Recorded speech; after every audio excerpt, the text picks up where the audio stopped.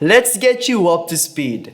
A couple of weeks ago, Rekordbox DJ 6 came out and the DJ community mostly hated it because of its subscription-based payment model.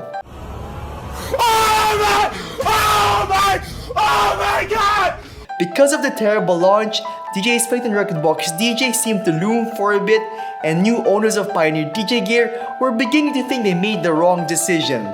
Because nobody wants to pay a monthly fee for anything, especially when they've invested a lot of their hard-earned money buying the finished product, which should come with software that'll enable the free use of that product. But what majority of people don't realize is that Rekordbox DJ 5 is its own standalone software, which means DJs who already own Pioneer DJ gear and DJs who just bought new Pioneer DJ gear have the option to use Rekordbox DJ 5 for free forever, or Rekordbox DJ 6 through the free plan, which is also free forever, and I'll get to that in just a bit. Anyway, so if you bought or own a DJ controller like the DDJ 400, 200, 800, or 1000, you're good. And if you bought or own any expansion licenses for 5, such as DVS features, you're good as well. They're not going anywhere with Rekordbox DJ 5 and they're yours to keep forever. So if you don't want to upgrade to 6, then don't. 99% of all your DJ needs can be added to Rekordbox DJ 5, so stick with it if you want to. Now this brings me to the topic at hand that Rekordbox DJ 6 isn't as bad as I initially thought. In my personal opinion, I think the Rekordbox DJ 6.0 update sucks. Hey Carlos, so we just saw your new video and what in the world was that? Come on, I mean after everything we've done for you, everything we've given you, this is how you repay us? You better do something about that video or else we'll shove all your brand new equipment straight back up your... So here are a couple of things that make it kinda worth it if you choose to stay in the free plan.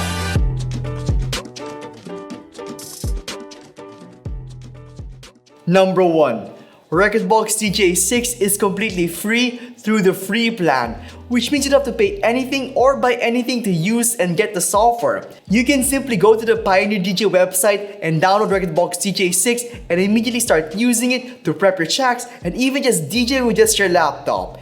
And all the core important features of 5 will be present and available for you to use. Number 2. If you want to DJ with your equipment, you can as well, as long as you're the latest Pioneer DJ Rekordbox stuff like the following. So if you bought the latest Pioneer Rekordbox DJ gear in the last 4 years, you're fine. And some core plan features may be available for your controller as well for free. Therefore, again, you are not required to pay a monthly fee for the software unless you want to use Rekordbox DJ's new cloud service, which I still think is not worth it. But what is worth it though is number 3. Number 3. Pioneer just released Rekordbox DJ version 6.0.1, which now includes built-in compatibility with Beatsource, a music streaming platform similar to Spotify and Apple Music. Now before we get into it, you may argue, what's the point of streaming and relying on the internet when you can just download songs and keep them forever? And for that, I'll completely agree with you.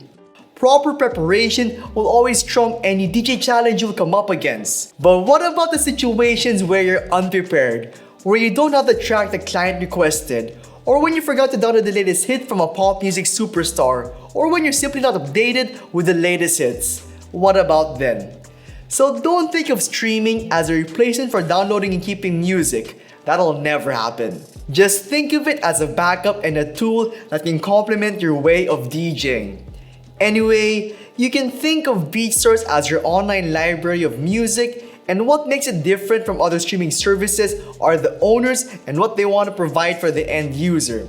The owners are DJ City and Beatport, and DJ City's whole catalog of music, remixes, DJ edits, bootlegs, and more will be available for streaming and offline downloading soon.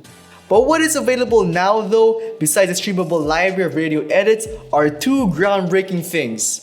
Number 1, the ability to download and keep streamable songs even when you're offline, and I'll get to that later.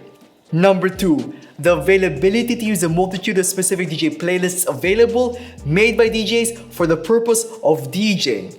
For example, if you want to DJ the latest hip-hop songs, there is a playlist for you.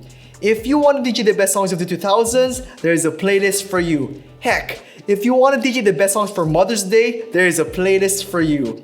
And these playlists get more and more every day. So if you're a beginner DJ and you don't know much about music or what to play in a party, you're in good hands.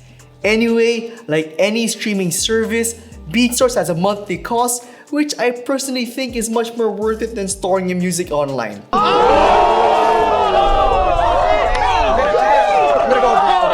Anyway, the first tier starts at $10 a month, and that'll give you access to Beatsource Link, which will let you stream all of their songs at 128 kbps AAC. The second tier costs $20 a month, and this will be the tier I'll be personally subscribing to. Anyway, the biggest feature of this tier is that you'll have the ability to use an offline locker, which will let you download up to 50 tracks and stream up to 256 kbps AAC. And honestly, that's enough.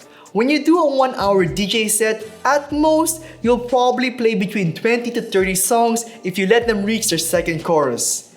Anyway, if you're feeling pretty bougie, there's a third tier which costs $30 a month, and the only difference between this one and the last one is that here, you'll gain the ability to download up to 100 tracks. And that's it. Let me know if you're gonna upgrade to Rekordbox DJ 6.0.1 and if you'll even try Beatsource. I certainly hope you guys do. And with that said, I will see you all in the next one.